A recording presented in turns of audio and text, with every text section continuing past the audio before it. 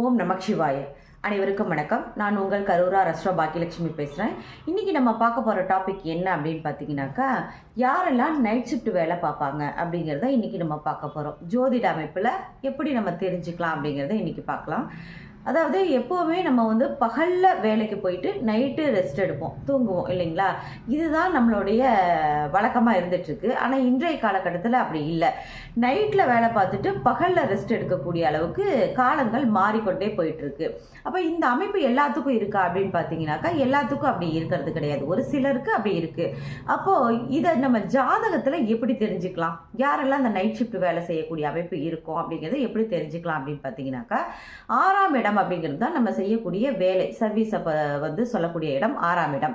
12ஆம் இடம் அப்படிங்கிறது நம்மளுடைய தூங்கக்கூடிய இடம், அதாவது அயன சயன போகஸ்தானம் அப்படின்னு சொல்லுவோம், நம்மளுடைய படுக்கை அறைய சொல்லக்கூடிய இடம். அப்போது யாருக்கெல்லாம் 6ஆம் அதிபதி 12ஆம் இடத்துல இருந்தாலும் சரி, 12ஆம் அதிபதி 6ல் இருந்தாலும் இவங்களுக்கு நைட் ஷிஃப்ட் பார்க்கக்கூடிய வேலை கிடைக்கும் அப்படிங்கிறத நம்ம சொல்லலாம். அதாவது 6-12 காம்பினேஷன், 6ஆம் அதிபதி 12ஆம் அதிபதி சாரம் வாங்கியிருந்தாலும், 12ஆம் அதிபதி 6ஆம் அதிபதி சாரம் வாங்கியிருந்தாலும், பரிவர்த்தனை பெற்றிருந்தாலும், பார்வை பெற்றிருந்தாலும் அவங்களுக்கு இந்த அமைப்பு இருக்கும் அப்படிங்கிறத நம்ம சொல்லலாம். அப்போது யாருக்கெல்லாம் இந்த அமைப்பு இருக்கோ அவங்களாம் நைட் ஷிஃப்ட் பார்ப்பாங்க அப்படிங்கிறத நம்ம ஜோதிட ரீதியாக எடுத்து நமக்கு மற்றவங்களுக்கு சொல்கிறதுக்கு நல்ல ஒரு வாய்ப்பாக இருக்கும். நன்றி, வணக்கம்.